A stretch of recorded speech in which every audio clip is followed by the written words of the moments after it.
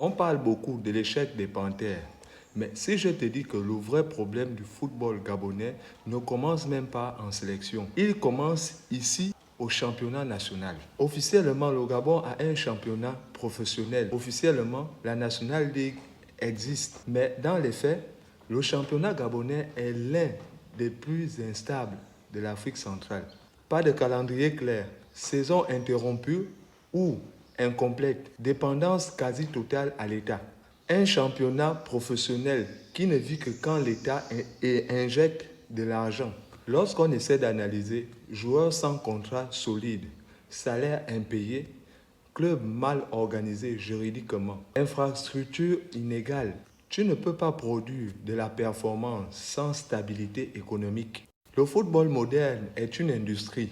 Au Gabon, on fonctionne encore comme dans les années 90. Quand ton championnat est faible, l'Afrique te le rappelle très vite. Club absent des compétitions CAF, manque de points au classement continental, perte de visibilité internationale. Résultat, le Gabon disparaît progressivement du radar africain.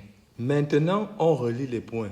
Pas de championnat stable, joueurs locaux sans rythme, sélection basée presque uniquement sur les expatriés. Le vivier local est sous-exploité, mal préparé, mal évalué. Et après, on s'étonne que la sélection manque de continuité, d'automatisme et de profondeur. En voyant ça, je me pose une question.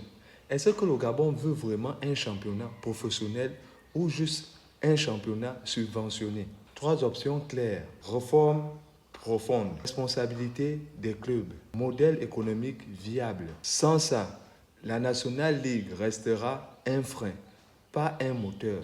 Donc vous comprenez bien que le problème du football gabonais, ce n'est pas le coach, c'est un système. Tant que la National League ne sera pas solide, les Panthères resteront fragiles. Et c'est ce qui est clair, c'est clair.